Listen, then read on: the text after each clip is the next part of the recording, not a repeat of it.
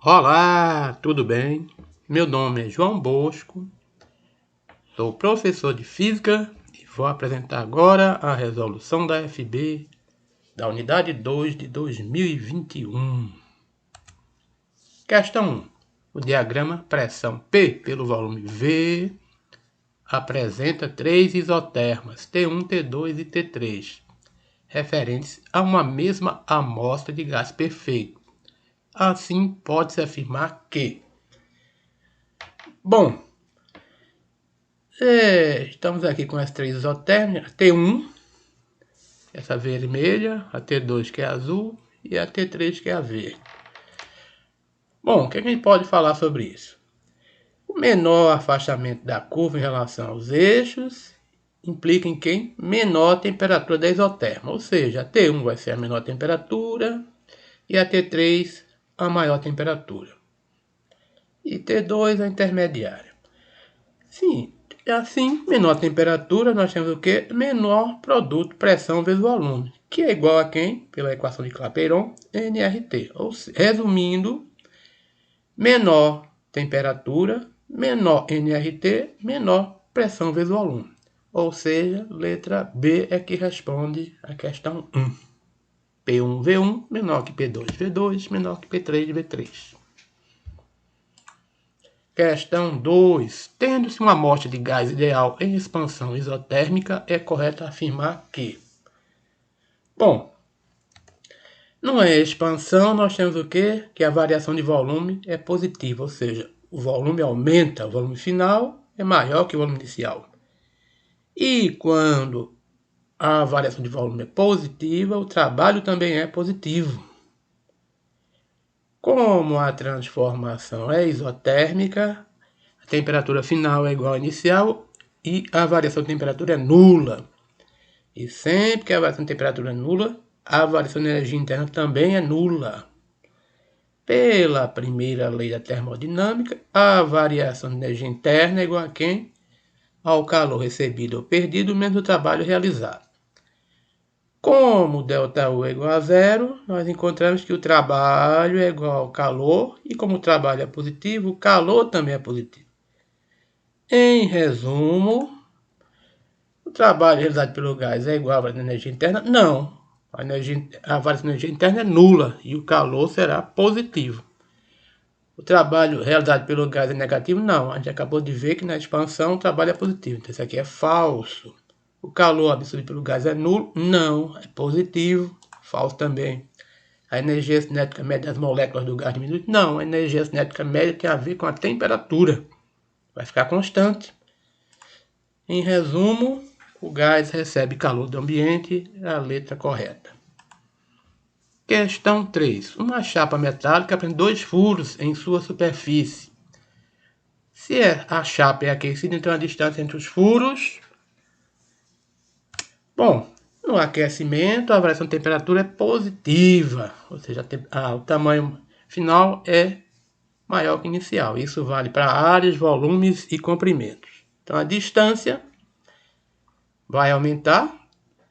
Sim, porque o ΔL, a distância, o aumento da distância é igual a quem? O alfa, aquele material, vezes o tamanho inicial, vezes a fração de temperatura, que é positiva. Em resumo, o ΔL é positivo e sempre vai aumentar a distância entre os furos. 4. Qual a pressão exercida por 2,5 mols de um gás perfeito a 227 graus Celsius quando ocupa um volume de 41 litros? Dado a constante dos gases ideais a 0,032 atmosfera litro por mol Kelvin. Bom, a pressão é desconhecida, número de mols 2,5, a temperatura 227 graus Celsius, o volume 41 litros e a constante dos gases 0,082 atmosfera litro por mol Kelvin. Bom, lembrando que para trabalhar com gás temos que trabalhar sempre com a temperatura em Kelvin. Então, passando 227 graus Celsius para Kelvin, é só somar com 273, que vai dar 500 Kelvin. Ok? Nunca se pode esquecer isso. As fórmulas de gases obrigatoriamente têm que ser colocadas com a temperatura em grau Kelvin. Bom, usando a equação de Clapeyron, PV igual a nRT, A pressão vezes 41, que é o volume, é igual a quem? N, que é 2,5, vezes 0,082, que é o meu R, vezes a temperatura em Kelvin, que é 500. Em resumo, aqui a gente pode dividir logo por 41, né? Porque 0,082 é divisível por 41, vai dar 0,02. E o 41 da esquerda some. 0,02, tá certo? E o cálculo mental que nós podemos fazer fica 2,5. 2 milésimos é 2 sobre 1000 vezes 500. 2 vezes 500 é 1000 sobre 1000. Então, resumindo, a pressão é 2,5 atmosferas. Questão 5. Uma certa quantidade de gás ideal é levada de um estado inicial I a um estado final F por 3 processos distintos, representados no diagrama pressão por volume da figura. Os trabalhos associados em cada processo são, respectivamente, tal 1, tal 2 e tal 3. É correto afirmar que... Bom, aqui o cuidado é que o volume está diminuindo, não é isso? Se o volume está diminuindo, a variação de volume negativa e o trabalho é negativo. E a observação, o número negativo, quanto menor, maior o seu módulo. Então, observemos aqui que pelo caminho 1, nós vamos ter uma área maior. E o trabalho é justamente essa área, que é numericamente igual à área abaixo da curva. Então, a área 1 será maior que a área 2, que será maior que a área 3. Só que será negativa, maior em módulo, né? Mas, como está diminuindo o volume, o trabalho 1 será menor que o 2, que será menor que o 3. Então, a letra B é que é a resposta correta. Muito cuidado com essa questão de compressão e expansão, né? Se for uma compressão, o trabalho é negativo. E se der conta desse sinal negativo, pode ser facilmente a questão. Questão 6. O gráfico representa a variação do comprimento de uma barra metálica de tamanho inicial igual a 2 metros, aquecida em um forno industrial. Uma chapa quadrada do material da barra é submetida à mesma variação de temperatura da barra. Se inicialmente os lados da chapa medem 10 centímetros, qual a sua variação superficial em centímetros quadrados? Bom, tá aqui os dados. Vamos usar B para a barra e C para a chapa. Então, o tamanho inicial da barra é 2 metros, que é 2.000 milímetros. Vamos usar milímetros porque a variação foi dada em milímetros. E o lado da chapa inicial, tá certo? 10 centímetros. Quem é a variação da área dessa chapa? Bom, lembrando que A0 foi dado, não é isso? Como o lado é 10, então a área inicial vai ser 10 vezes 10, que é 10 ao quadrado, seria 100 centímetros quadrados. Usando a expressão para a variação do comprimento da barra, encontramos que o ΔL da barra é igual a alfa da barra vezes o tamanho inicial da barra vezes sua variação de temperatura. Pelo gráfico, encontramos que o ΔL da barra é de 15 milímetros. O alfa não se sabe. O comprimento inicial da barra foi dado, é 2.000 milímetros, e a variação de temperatura pelo gráfico é de 500 graus. Não é isso? De 0 até 500, nós temos 500 graus de aumento de temperatura. Assim, nós encontramos que 2.000 vezes 5.000 vezes 500 vai dar 1 milhão. Né? Passando 1 milhão para a esquerda, ele vai dividindo no denominador, e 1 milhão é 10 elevado a 6. Então, nós temos simplesmente que alfa é igual a 15 sobre 10 a sexta, que é igual a 15 vezes 10 a menos 6 graus Celsius a menos 1. Agora, vamos trabalhar com a chapa. A variação da área é igual ao beta, né, que é a variação, o coeficiente de dilatação superficial, vezes o tamanho inicial da área, vezes a variação de temperatura. Lembrando que beta é igual a 2 alfa. Como o material é o mesmo, nós temos o alfa calculado em cima, 15 vezes 10 a menos 6. Em resumo, a variação da área é igual a quem? 2 vezes 15 vezes 10 a menos 6, vezes a área, que é 10 ao quadrado, vezes a variação de temperatura, que é 500. Ok? Olha, 2 vezes 500 é 1.000, tá certo? E já podemos multiplicar aqui que 10 a menos 6 vezes 10 ao quadrado é uma multiplicação de potência de mesma base, repete a base e opera-se os expoentes. Menos 6 mais 2 dá menos 4. O 2 vezes 500 dá 1000, que é 10 ao cubo. Operando essas duas potências, fica 10 a menos 4 vezes 10 a terceira, é igual a 10 elevado a menos 4 mais 3, que dá 10 a menos 1. 15 vezes 10 a menos 1 é dividir 15 por 10, que dá 1/2 centímetros quadrados. Questão 7. Um recipiente de vidro de 200 ml de volume está completamente cheio de mercúrio e ambos se encontram a 30 graus Celsius. Se a temperatura do sistema líquido recipiente sobe para 120 graus Celsius, qual é o volume de mercúrio em mililitros que transborda do recipiente? Dados: coeficiente de dilatação do mercúrio igual a 1,8 vezes 10 a menos 4 graus Celsius a menos 1 e coeficiente de dilatação volumétrica do vidro 3 vezes 10 a menos 5 graus Celsius a menos 1. Bom, os dados são esses. O volume inicial de ambos, tanto do líquido quanto do frasco, 200 ml. A temperatura inicial de ambos, 30 graus Celsius. A temperatura final de ambos, 120 graus Celsius. Qual é a variação de volume aparente, que é justamente a parte do líquido que transborda? E são dados os dois coeficientes de dilatação volumétrica, tanto para o mercúrio quanto para o vidro. Bom, mas nós vamos calcular a variação de temperatura, 120 menos 30, que dá 90 graus Celsius. Agora, aplicando isso para variação de volume aparente, tá certo? Lembrando que o coeficiente de dilatação real é igual ao coeficiente de dilatação do recipiente, do frasco, mais o coeficiente de dilatação aparente. Ok? Assim, a variação de volume aparente, que é o que queremos, é igual a quem? A diferença entre os coeficientes de dilatação real, tá certo? Do recipiente e do frasco, né?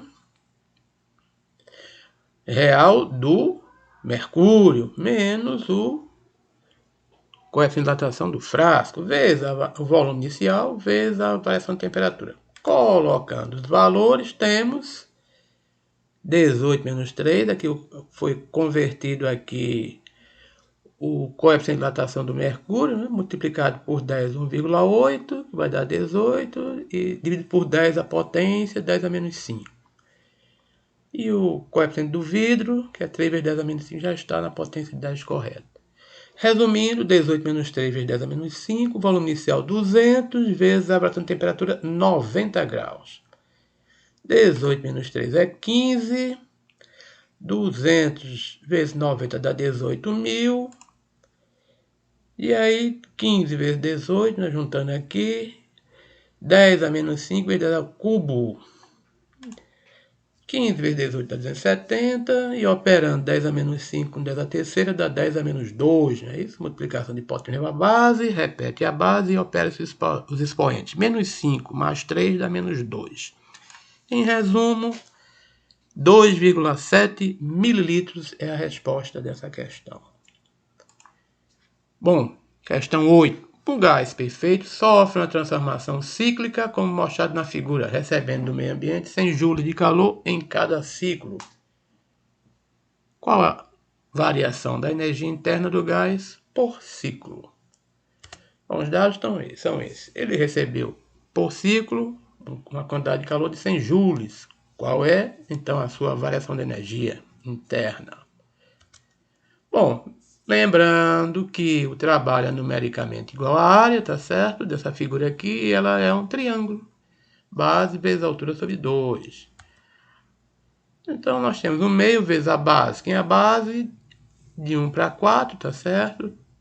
Fica 4 menos 1. E a altura? 30 menos 10. Assim, o trabalho vai ser meio que multiplica 3 vezes 20. 3 vezes 20, 60, metade, 30 joules. Positivo. Observe que o ciclo foi no sentido horário. Se fosse no sentido anti-horário, o trabalho seria negativo.